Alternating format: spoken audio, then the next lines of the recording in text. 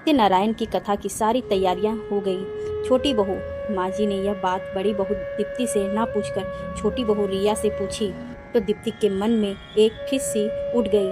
हर बात रिया से ही पूछ लो, खाने में कब क्या बनेगा, घर में क्या राशन आएगा, मैं तो जैसे इस घर की कुछ हूँ ही नहीं। डाइनिंग साफ करते हुए दीप्ति का यह बड़बड़ाना पास ही अखबार पढ़ते कैलाश जी सुन रहे थे। कुछ देर बाद वह दीप्ति से बोले, क्या हुआ दीप्ति, तुम्हारा मूड आज कुछ उखड़ा हुआ है?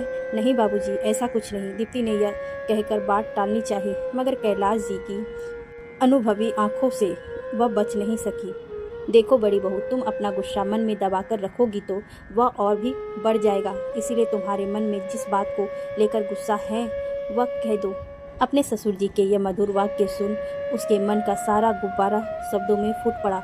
बाबूजी, आप लोग छोटी को स्नेह दे, सम्मान दे, इससे मुझे कोई परेशानी नहीं, लेकिन अगर मेरे सारे अधिकार ही उसे दे दो तो यह कहती हुई दीप्ति की आंखों में सजल हो गई। तभी उसके आंसू माँ यानी सरला जी वहाँ आ गई। दीप्ति की सजल आंखें देख वह कुछ समझ नहीं पाई। वो कुछ और पूछती उसके पहले ही कैलाश जी उनके प्रश्नों के उत्तर में बोल पड़े।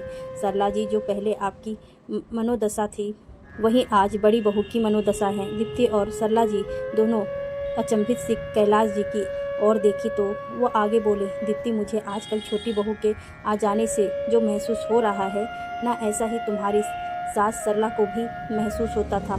जब तुम नई नई इस घर में आई थी तब यह हमेशा मेरे सामने मुंह फुलाकर एक ही बात बोलती रहती थी कि मेरे तो सारे अधिकार दीप्ति ने छीन ली, अब तो घर में सब उसकी मर्जी से ही होता है।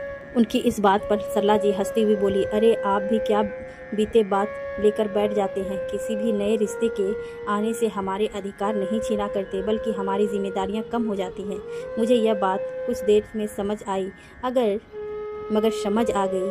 अब जाओ दीप्ति, तुम पूजा की सामग्री जाकर देख लो। रिया बहू थोड़ा तुम्हारी जैसी अनुभवी है तो तुम सालों से घर की सारी पूजा होते देख रही हो।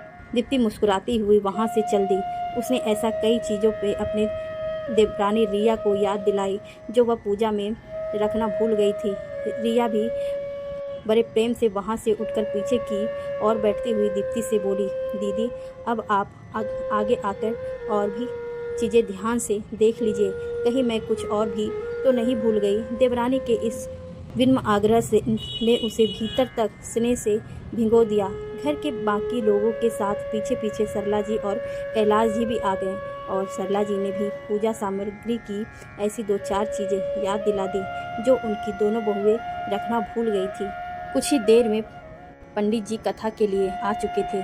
वो कथा की सारी उत्तम व्यवस्था देखकर कैलाश जी की प्रशंसा करने लगे तो कैलाश जी पंडित जी से बोले, हमारे घर की सारी जिम्मेदारियाँ 3 जिम्मेदार और समझदार नारियों ने ले रखी है, तभी तो हमारे घर में हर चीज़ की तैयारियां पूरी पुख्ता तरीके से होती है। अपने ससुर जी और पंडित जी की बातें सुनकर दीप्ति आज अपने छोटे बड़े हर रिश्ते पर गर्व का अनुभव कर रही थी।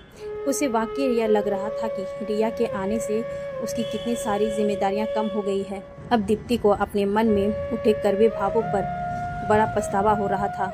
वह समझ गई थी कि नए रिश्ते के आने से जिम्मेदारियां बढ़ती है, अधिकार